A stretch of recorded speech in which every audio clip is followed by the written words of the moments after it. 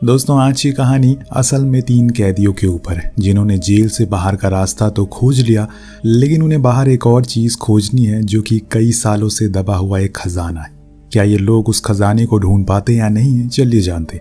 कहानी की शुरुआत होती है ढेर सारे कैदियों से जिनके पैरों में जंजीरें बंधी हुई है। ये सभी 3-3 के ग्रुप में बंधे हुए हैं। इस बीच एक कैदी अपने साथी से कहता है कि मुझे कुछ ऐसा पता है जिसके बारे में आज मैं तुम्हें बता रहा हूँ, लेकिन ये किसी और को मत बताना। दरअसल ये तीनों ही बहुत अच्छे दोस्त हैं और आज ये सभी को चकमा देकर वहां से भागने में कामयाब हो जाते हैं। लेकिन तीनों की जंजीरें साथ में बंधी होने के कारण इन्हें एक ही साथ चलना पड़ता है। इतने में सामने से आती हुई ट्रेन दिखती है तो सबसे पहले उस पर एवरेस्ट चढ़ता है।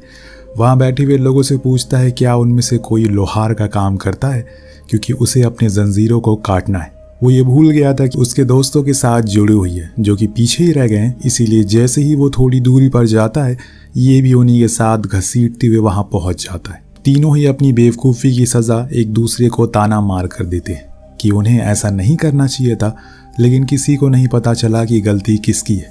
इतने में उन्हें सामने से एक ट्रॉली दिखती है जिसको एक बूढ़ा आदमी चला रहा था जो कि अंधा था। ये तीनों उसकी ट्रॉली पर बैठ जाते हैं और आगे जाने लगते हैं। कुछ देर बाद वो बूढ़ा आदमी उनसे कहता है कि तुम जिस रास्ते पर चल रहे हो वो एकदम सही है। तुम्हें जल्दी ही मंजिल और कुछ ऐसा मिलने वाला है जिसकी उम्मीद तुमने कभी नहीं करी थी। पर ये याद रखना, ये सफ़र बहुत ही लंबा है, इसमें बहुत सी कठिनाइयाँ आएंगी। कभी जंगल तो कभी रेगिस्तान से गुजरना होगा, लेकिन अंत में तुम्हें वो मिल जाएगा जिसकी तुम्हें तलाश है। उसकी बातों को सुन एवरेस्ट मन ही मन खुश होता है और ये दोनों भी। हालांकि वो उससे कुछ बताते तो नहीं, लेकिन इन तीनों को पता था कि वो किस बारे में बातें कर रहा है। पर अब इन्हें पूरा भरोसा हो गया है कि कुछ तो ज़रूर बहुत बड़ा होने वाला है। ये लोग वहाँ से पेट के कज़न के घर जाते हैं ताकि वो इनकी जंजीरों को काट सके। इस बीच एवरेस्ट अपने दोस्त से कहता है कि मुझे यकीन है कि आज भी वो खजाना वहीं होगा। इसके बाद ये उस घर के मालिक वॉश के पास पहुँचते हैं जो पेट को देख पूछता है क्या ये तुम्हारे नए दोस्त हैं? तो वो कहता है कि हाँ, पर पहले हमारी जंजीरों को काट दो, उसके बाद हम बात करते हैं। वो ऐसा ही करता है, जिसके बाद ये लोग रात में खाना खाते हैं जिसमें वॉश पेट को 2 हफ्तों पहले का मांस खिलाता है और वो ये बात उसे बता भी देता है, जिसे सुनकर तीनों की शक्ल अजीब सी बन जाती है। तभी डेल्मर पूछता है उससे कि आपकी वाइफ कहाँ? वॉश बताता है कि वो अपने घर चली गई क्योंकि उसका यहाँ पर मन नहीं लग रहा था। एक बारी को तो अच्छा ही है, कम से कम मेरा पीछा तो छूट गया। अब उसे सोने से पहले एवरेस्ट अपने बालों को एकदम सही से सेट करता है क्योंकि उसे अपने बाल बहुत प्यारे।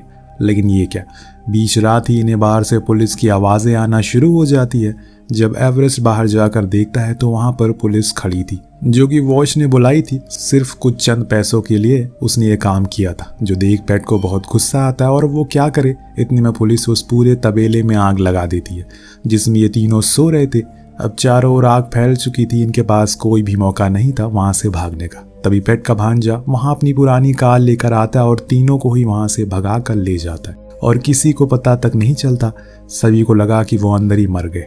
अब नेक्स्ट डे इनकी कार बीच में ही खराब हो जाती है, इसीलिए वो उस बच्चे को अपने घर भेज देते क्योंकि आगे का सफर अब इन्हें अकेले ही तय करना होगा। लेकिन जब एवरेस्ट उस कार के बिगड़े हुए पार्ट को लेने के लिए जाता है तो उसे पता चलता है कि वो 4 हफ्तों बाद आएगा, जो बात वो आकर अपने साथियों को बताता है। ये सुनकर वो काफ़ी मायूस हो जाते क्योंकि पेट का कहना था कि वो जगह जहाँ पर तुम बता रहे हो कि खजाना छुपाया हुआ है वहाँ पर डैम बनने वाला है। कुछ ही दिन में सरकार उस डैम की पहली टेस्टिंग करने वाली है, यानी कि हमारे पास बस 4 ही दिन बचे हुए। इतने में एवरेस्ट उसे एक गोल्ड वॉच दिखाते हुए कहता है कि जो उसने उसके भाई के घर से चुराई थी, जिसे बेचकर वो एक नई कार खरीद सकते हैं। लेकिन उसकी इस हरकत से पेट खुश नहीं था। इतने में बहुत सारे लोग सफ़ेद कपड़ों में वहाँ से गुजरने लगते हैं, जिन्हें देख तीनों ही थोड़ा घबरा गए थे कि असल में ये कहाँ जा रहे हैं। तो डेल्मर उनके पीछे पीछे जाता है जहाँ वो देखता है कि ये लोग असल में लेक में डुबकी लगा रहे ताकि इनके सारे पाप धुल जाए। इन लोगों के लिए ये लेक बहुत ही ज़्यादा पवित्र है, जो देख पेट भी उसके पीछे पीछे जाता है। लेकिन एवरेस्ट नहीं जाता क्योंकि उसके बालों का स्टाइल बिगड़ जाएगा, जो कि उसे पसंद नहीं है। खैर, अब ये तीनों ही एक नई कार ले लेते हैं और फिर उसे आगे की ओर निकल जाते हैं, जिसके बीच रास्ते में इन्हें एक लड़का मिलता है जिसे लिफ्ट चाहिए थी, तो ये इसको अपनी कार में बैठा लेते हैं। टॉमी इन्हें बताता है कि वो बॉस्टन जा रहा है जहाँ पर एक क्लब है, वहाँ हर किसी को अच्छा गाना गाने के लिए $10 मिलते हैं। जो सुन ये तीनों ही हैरान हो जाते हैं, इसीलिए ये भी टॉमी के साथ वहाँ पहुँचते हैं और देखते हैं कि आखिर माजरा क्या है। दरअसल वहाँ का ओनर ब्लैंड इन्हें बताता है कि तुम्हें विंटेज गाने गाने होंगे, जिसके बदले में जो कुछ भी कमाई होगी आधा तुम्हारा होगा आधा मेरा होगा। जो सुनकर तीनों ही बहुत खुश हुए क्योंकि ये बहुत ही अच्छी डील थी। इसीलिए गाना शुरू करते हैं और तब हमें पता लगता है ये अच्छा गा भी सकते हैं, जिसके बदले में इन्हें $10 मिल भी जाते हैं, जो इनके लिए बहुत ही ज़्यादा थे। अब उसी रात ये लोग आराम से जंगल के बीच बने एक कॉटेज के बाहर खाना खा रहे थे। बातें करते हैं अगर उन्हें वो खजाना मिल जाएगा तो वो उन पैसों का क्या करेंगे। तो पेट बताता है कि वो एक रेस्टोरेंट खोलेंगे। वहीं डेल्मर का कहना था कि वो अपने परिवार के ऊपर जितना भी कर्जा है उसे चुका देगा और जो उनकी डैड की ज़मीनें हैं उन्हें फिर से अपने पास रख लेगा। पर एवरेस्ट को कुछ पता नहीं था कि वो इन पैसों का करेगा क्या। उसने अभी तक सोचा नहीं है और इतने में इन्हें किसी की आहट सुनाई देती है। ये मुड़कर देखते हैं तो वहाँ पर कुछ पुलिस वाले आए थे, जिन्हें लग रहा है कि ये लोग उस कॉटेज के अंदर ही, इसीलिए पूरे कॉटेज को आग लगा देते, जिसमें इनकी कार भी जलकर राख हो जाती है। पर वो इन्हें देख नहीं पाए थे, इसीलिए तीनों ही वहाँ से फिर से रफू चक्कर हो गए। पर अभी भी मंजिल बहुत लंबी है, न जाने कितनी कोस दूर इन्हें पैदल चलना पड़ सकता है। पर इंसानों को पैसे की लालच कुछ भी करवा सकती है। अब सुबह ऐसे बीहड़ में चलते चलते इन्हें एक कार दिखाई देती है जिसमें से पैसे उड़ रहे थे। वो बंदा इनके पास रुककर कहीं का पता पूछने लगता है, लेकिन इतने में पीछे से कुछ पुलिस वाले की कार आती है। तो वो आदमी इन्हें अपनी कार में बैठा लेता और पूछता है कि उन्होंने आखिर ये सब किया कैसे। दरअसल नेल्सन को पता था कि वो भागे हुए कैदी है, क्योंकि वो खुद ही चोर है। वो एवरेस्ट से स्टीयरिंग संभालने को कहता है और खुद पीछे उन पुलिस वालों पर फायरिंग करना शुरू करता है, जिससे उनकी कार पंचर हो जाती है। पर नेल्सन को अभी भी कुछ और डेयरिंग करना था, इसीलिए वो सिटी के बीच बनी एक बैंक को लूट लेता और फिर वहां से भाग जाता है, जिसमें ये तीनों भी उसका साथ देते हैं। लेकिन रात में नेल्सन बहुत ही उदास बैठा था, जिसको देख एवरेस्ट ने पूछा कि आखिर वो ऐसा क्यों बैठा है। वो बताता है कि अब वो जा रहा है क्योंकि आज उसने जो कुछ भी किया वो अब उसे बोर करने लगा है, उसे कुछ नया करना है। ये कहकर वो उठकर चला गया। तब पेट बताता है कि नेल्सन जैसे लोग एक काम जब 2 बार कर लेते हैं तो उन्हें वो बोर लगने लगता है, इसीलिए वो ऐसे ही सब कुछ बीच में छोड़कर चले जाते हैं। फिर सब कुछ नए सिरे से शुरू करने के लिए जो सुन दोनों ही हैरान थे कि वो तो इस खजाने को पिछले 1 महीने से ढूंढ रहे हैं और हर दिन बस यही सोच रहे हैं कि किसी भी हाल में इन्हें वो दफन हुआ करोड़ों का खजाना मिल जाए, जिससे कि उनका इस दुनिया में आने का मकसद पूरा हो जाए। उधर हम मिस्टर ब्लैंड को देखते हैं, जिनके पास कई लोग आकर बार बार कह रहे थे कि हमें उन्हीं तीनों का गाना सुनना है, लेकिन ब्लैंड को तो पता ही नहीं कि वो कहाँ पर है। इसीलिए वो अपने एक साथी से कहता है कि जल्दी से उन्हें वापस लेकर आओ, वरना कोई और उन्हें साइन कर लेगा। इधर ये तीनों पैदल चले जा रहे थे, लेकिन इनके पास अब कुछ पैसे आ गए हैं जो कि नेल्सन ने दिए थे। इसीलिए एवरेस्ट उन पैसों से कुछ जेल खरीदता है, जिससे कि अपने बालों को सेट कर सके। पर उसके दोनों साथी इसी मौके का फ़ायदा उठाकर बाहर खड़ी कार को चुरा लेते हैं और वहाँ से भाग जाते हैं। यानी कि अब इन्हें पैदल नहीं चलना होगा। लेकिन बीच में भी पेट को किसी की गाने की आवाज़ आती, जिसको सुनकर वो कार को रोकने को कहता है। अब जब ये नदी किनारे जाते हैं तो देखते हैं कि वहाँ 3 लड़कियां गाना गा रही हैं, जो इन्हें भी ज्वाइन करने को कहती हैं। तीनों ही बेचारे भागते भागते थक चुके थे, इसीलिए उनके साथ मस्ती करने लगते हैं। लेकिन जब डेल्मर की आंख खुलती है तो वो देखता है कि वहाँ पर पेट नहीं है, बस उसके कपड़े हैं। वो फौरन एवरेस्ट को इस बारे में बताता है। इतने में डेल्मर की नज़रें पेट के कपड़ों पर पड़ती है, जिसके अंदर से एक मेंढक बाहर निकलता है, जिसको वो पकड़कर कहता है कि बेचारा मेरा प्यारा दोस्त एवरेस्ट, उन लड़कियों ने इसे मेंढक बना दिया। पर एवरेस्ट इस बात को मानने को राजी नहीं था।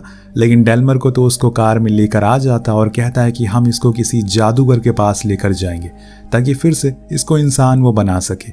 इसी बीच ये लोग एक होटल खाना खाने के लिए रुकते हैं, जहाँ पर इन्हें बॉबी नाम का बंदा मिलता है, जो कहता है कि मैं तुम्हें कार बनाना सिखा सकता हूँ ताकि तुम लोगों को आगे जाकर कोई दिक्कत ना हो। अब ये सुन डेल्मर तो तुरंत ही मान जाता है, क्योंकि उन्होंने बहुत पैदल चला था। अब अगर कार फिर से खराब हो गई तो ये पैदल नहीं चल सकता, और इसीलिए लोग बॉबी के लिए ढेर सारा खाना पैक करवाते हैं, फिर किसी खेत में ले जाकर खाना शुरू करते हैं। पर वहाँ बॉबी इन्हें कार सिखाने के बजाय इन्हें ही बजा देता है और इनके सारे पैसे, कार, सब कुछ छीन कर भाग जाता है। यहाँ तक कि वो पेट को भी मार देता है, मीन्स कि वो उस मेंढक को, ऐसा डेल्मर को लगता है। अब जब वो होश में आता है, लेकिन कहानी तो कुछ और ही है। दरअसल पेट को तो पुलिस ने पकड़ लिया और अब वो उस पर बहुत ही भयानक जुल्म कर रही है।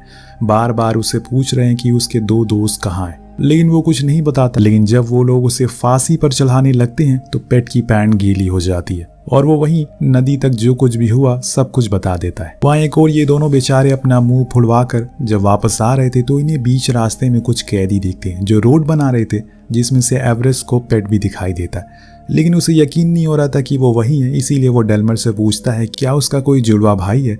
लेकिन अब ये दोनों तो वहाँ से निकल जाते हैं। लेकिन जब शहर पहुँचते हैं तो एवरेस्ट अपनी बेटी से मिलता है, जो उसे बताती है कि मम्मी अब किसी और आदमी से शादी करने वाली। हमें तो उन्होंने बताया कि आप ट्रेन से कट कर मारे गए। अब ये सुनकर एवरेस्ट पास वाली शॉप पर जाता है जहाँ पर उसकी बीवी अलीना थी। वहाँ वो उसे गुस्से में पूछता है कि उसने अपने दोस्तों से झूठ क्यों कहा कि वो मर गया। तो वो कहती है कि आखिर मैं उनसे क्या कहती कि तुम जेल में हो। इतने में वहाँ पर उसका फियांसे आकर एवरेस्ट को बहुत मारता है और फिर दुकान से बाहर फिकवा देता है। बेचारा एवरेस्ट इतनी दूर से आया अपनी जान जोखिम में डालकर सिर्फ अपने परिवार से मिलने के लिए। यहाँ तो उसे कुछ और ही देखने को मिल गया। दोनों ही थिएटर जाते हैं कुछ मूवीज को देखने के लिए, जहाँ एवरेस्ट एक अच्छे दोस्त की तरह उसको सलाह देता है कि औरतों से हमेशा दूर रहना, वरना तुम खुद को ढूंढते रह जाओगे। इतने में वहाँ पर कुछ कैदी आते हैं जिनको आज फिल्म दिखाने के लिए लाया गया था, जिसमें पेट भी था। वो इन दोनों के पीछे ही बैठा हुआ था, जिसको देखकर डेल्मर कहता है कि यार तू जिंदा है, मैंने सोचा कि तू मेंढक बन गया। दोनों ने एक अच्छे दोस्त की तरह उसे फिर से जेल से बाहर निकाल लिया, जिसमें उन्हें थोड़ी चोटें भी आई। लेकिन कोई फिक्र नहीं है। पर यहाँ पेट उन्हें बताता है कि यार अब हमें वो खजाना कभी नहीं मिलेगा, क्योंकि मैंने पुलिस को सब बता दिया। वो लोग मुझे मारने ही वाले थे, मेरे पास कोई और चारा नहीं था। तभी एवरेस्ट ने कहा कि ऐसा कोई खजाना है ही नहीं, मैंने तुमसे झूठ कहा। जो सुन डेल्मर ने कहा यार तुमने ऐसा क्यों किया, मेरे 2 हफ्ते बाद मेरी सज़ा पूरी होने वाली थी, अब मुझे 50 साल की सज़ा होगी क्योंकि मैं जेल से भागा हूँ। तो एवरेस्ट रोते हुए कहता है कि मैंने ये सब अपने परिवार के लिए, अपनी बीवी के लिए किया, कि वो अकेले कैसे सब कुछ संभाल रही होगी। ये सोचकर मैं उस दिन तुम्हें लेकर भाग गया, क्योंकि तुम मेरे साथ बंधे हुए थे, ऐसे बिना वजह के तुम कभी नहीं भागते। लेकिन आज मुझे कुछ भी हासिल नहीं हुआ, सब कुछ बर्बाद हो गया। उसकी बातें सुन पेट उसे मारने के लिए आगे बढ़ता है, लेकिन तभी ये कुछ अजीब सी आवाज़ें सुनते हैं। दरअसल वहाँ से कुछ ही दूरी पर कुछ कल्ट लोग टॉमी की बलि दे रहे थे, जिसको बचाने के लिए उन्हीं के जैसे कपड़े पहनकर उनमें घुस जाते हैं। लेकिन वहाँ पर बॉबी भी मौजूद था, जिसने एवरेस्ट को उस मास्क में भी पहचान लिया। वो चारों के पीछे भागता है, लेकिन वजन ज़्यादा होने के कारण कुछ ही देर में थक कर वहीं बैठ गया। ये लोग वहाँ से भाग निकले। इसके बाद ये पहुँचते हैं एक पार्टी में, जहाँ पर काफ़ी बड़े बड़े लोग आए थे। उसी में अलीना भी शरीक थी अपने हस्बैंड के साथ। इसीलिए एवरेस्ट अपने साथियों से जाकर वहाँ उसे बात करने की कोशिश करता। इस टाउन का गवर्नर भी वहाँ मौजूद था। अब इलेक्शन की गहमा गहमी के कारण वो आजकल लोगों के बीच काफ़ी जा रहा है, जो कि उसके बारे में बुरा भला कहना शुरू कर देता है। इधर एवरेस्ट अलीना से हाथ जोड़कर कहता है कि प्लीज़ वापस आ जाओ, लेकिन वो मानने को राज़ी नहीं थी। तो ये तीनों अपना गाना सुनाने लग जाते, जो सुन सभी इनकी ओर देखने लग गए थे। इनका ये सॉन्ग तो पहले से फेमस था और आज इन लोगों ने इन्हें लाइव भी देख लिया। गवर्नर भी इनकी तारीफ करता है। जो बात स्टॉकी को पसंद नहीं आती, वो सभी के सामने कह देता है कि ये तीनों जेल से भागे हुए कैदी है, ना ही ये भूले हैं। पर किसी को उसकी बात पर यकीन नहीं आता। यहाँ तो सालों से दफन वो राज भी खोल देता है, जो ये था कि उसका एक कल्ट है जिसका वो लीडर है। जो सुन सभी उसके ऊपर चप्पलों और अंडों से वार करने लगते हैं और वहाँ से भगा देते। इस बीच ये तीनों फिर से गाना गाना शुरू करते हैं, जिसमें अब गवर्नर भी ज्वाइन हो गया था, जो सभी से कहता है कि ये तीनों बहुत ही ज़्यादा होशियार और टैलेंटेड है, सिर्फ वक्त और गरीबी के मारे हैं, हमें इन्हें एक और मौका देना चाहिए। इसीलिए मैं आज से इनकी सारी सज़ा माफ़ करता हूँ। तीनों के लिए लोगों के प्रति ये प्यार देखकर अलीना भी एवरेस्ट को माफ़ कर देती है और अब सब कुछ सही हो जाता है। लेकिन रुकिए, अब ज़रा कहानी अभी ख़त्म नहीं हुई है। बाहर निकलते टाइम एवरेस्ट नोटिस करता है कि अलीना के हाथ में उसकी दी हुई रिंग नहीं है। तो वो बताती है कि वो तो उसने उसके घर में ही रख दी, क्योंकि उसकी किसी और से शादी हो गई थी। लेकिन अब मैं तुम्हारी फिर से होना चाहती हूँ। तो एवरेस्ट कहता है कि कोई बात नहीं, तुम अपने एक्स हस्बैंड की रिंग से ही शादी कर लो।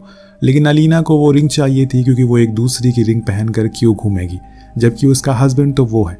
अब यहाँ एवरेस्ट के लिए मुसीबत और पड़ गई थी, क्योंकि घर तो बहुत दूर है, उसके पास इतने पैसे भी नहीं है कि वो दूसरी रिंग को खरीद सके। इसीलिए एक ही रास्ता है, वहाँ जाकर उसे ढूंढे।